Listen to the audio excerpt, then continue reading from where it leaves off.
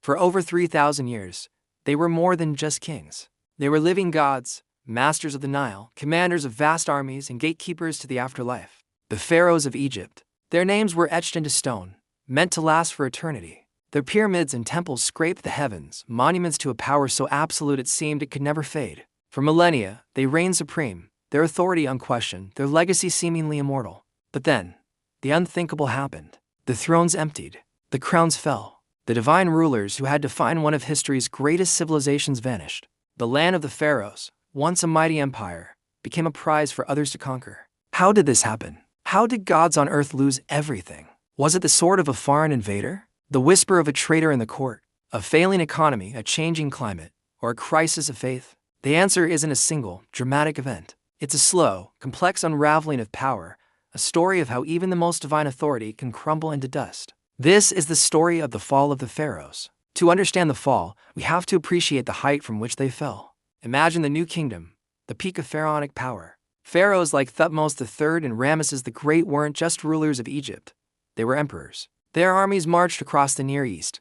Their treasury overflowed with tribute from Nubia to Syria, and their influence shaped the known world. They built monuments on a scale that still baffles us today. Karnak, Luxor, the Valley of the Kings. This was the Golden Age. The pharaoh was the center of the universe, the link between the mortal and divine realms. The stability of the entire cosmos rested on his shoulders. The annual flooding of the Nile, the rising of the sun, the defeat of Egypt's enemies all were attributed to the pharaoh's divine power. This belief, known as Mat, was the bedrock of their civilization.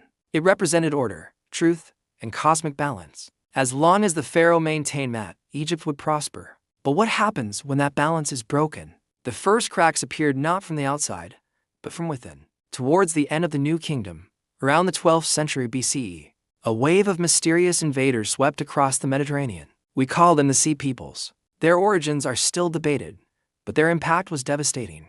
They toppled empires, sacked cities, and threw the entire region into chaos. Pharaoh Ramesses III famously fought them off in a series of desperate land and sea battles, saving Egypt from the total collapse that befell its neighbors. He recorded his victory in stone, boasting of his triumph. But it was a Pyrrhic victory. The wars drained the treasury, disrupted trade routes, and exhausted the military. Egypt survived, but it was wounded and weakened. The cost of victory was the beginning of the end of its imperial glory. With the empire shrinking and the economy strained, internal power dynamics began to shift. For centuries, the pharaoh's authority was absolute. But as the state's coffers emptied, another power center grew stronger: the priesthood. The temples, especially the cult of Amun-Ra at Karnak, had been gifted vast amounts of land and wealth by generations of grateful pharaohs. Over time, these religious institutions became enormous economic engines, controlling a significant portion of Egypt's economy. They were, in effect, a state within a state. The high priest of Amun grew so powerful that they began to rival the pharaoh himself. They had their own armies, their own estates, and immense influence over the people. In the south, at Thebes, the high priest eventually became de facto rulers, carving out their own sphere of control. The divine, centralized authority of the pharaoh, the very thing that held Egypt together, was fracturing. The god-king was no longer the only power in town. Then came nature's betrayal. The civilization of the pharaohs was, and always had been, a gift of the Nile. Its predictable annual flood deposited fertile silt, allowing for bountiful harvests that fed the population and funded the state. But what if the gift was withdrawn? Around the end of the New Kingdom and into the following centuries, climate change led to increasingly erratic and lower Nile floods. This meant less fertile land, smaller harvest, and widespread food shortages. Famine stalked the land. We have records from this time describing workers on the royal tombs going on strike, the first recorded labor strikes in history, because their grain rations hadn't been delivered. When a government can't feed its own people, especially those building the monuments to its eternal glory, its authority begins to dissolve. The pharaoh, the divine guarantor of prosperity, was failing in his most basic duty. The cosmic balance mat was broken, and the people's faith in their divine ruler began to waver. This internal decay, a weakened economy, priestly power grabs, and climate-induced famine left Egypt dangerously exposed. A divided and weakened nation is a tempting target for ambitious neighbors. The first to strike were the Libyans from the west, who had long served as mercenaries in the Egyptian army. Seeing the weakness, their chieftain seized power in the Nile Delta, establishing their own dynasty. But they were followed by a far more formidable power, the Kushite kings from Nubia to the south. For centuries, Nubia had been an Egyptian colony, its resources exploited and its culture dominated. Now, the roles were reversed. The Nubian kings, who saw themselves as the true heirs to the pharaonic tradition, marched north and conquered Egypt, declaring themselves the 25th dynasty. They sought to restore Egypt's past glory, but their rule was cut short by an even more ruthless and terrifying force. Enter the Assyrian Empire. Armed with iron weapons and brutal siege tactics, the Assyrians were the military superpower of their day.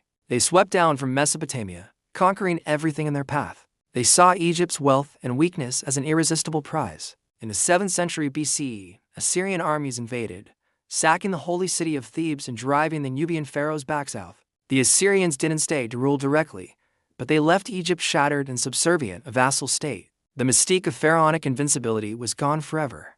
The land of the gods had been conquered and humiliated by mortals. Egypt experienced a brief, brilliant resurgence known as the Sate period, a kind of last gasp of independence. But the world had changed. Egypt was no longer the dominant power, but a pawn in the games of larger empires. In 525 BCE, the next great superpower, the Persian Empire under Cambyses II, arrived. At the Battle of Pelusium, the last native Egyptian pharaoh was defeated, and Egypt became a satrapy, a mere province of the vast Persian Empire. For the next centuries, with a few short-lived rebellions, Egypt was ruled from afar by a foreign king. The final act in the long fall of the pharaohs came with a man who respected Egypt as past, but represented a new future, Alexander the Great. When he arrived in 330 BCE, he was hailed not as a conqueror, but as a liberator from Persian rule. He wisely paid homage to the Egyptian gods, had himself declared the son of Ammon, and was crowned pharaoh, founding the city that still bears his name, Alexandria. After his death, his general, Ptolemy, took control, establishing the Ptolemaic dynasty. These new pharaohs were Greek.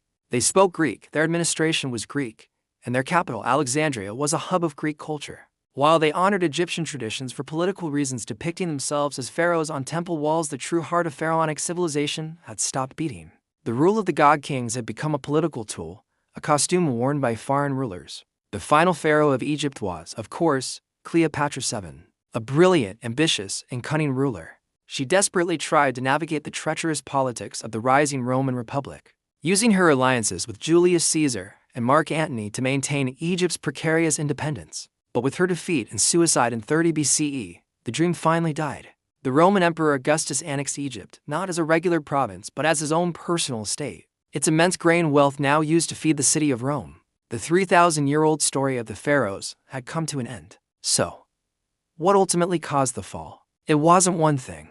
It was everything. It was a perfect storm of foreign invasions by the Sea Peoples, Assyrians, Persians, and Romans. It was internal decay, as powerful priests chipped away at royal authority. It was economic collapse, fueled by the loss of empire and the cost of war. And it was climate change, as the Nile's faltering floods starved the nation.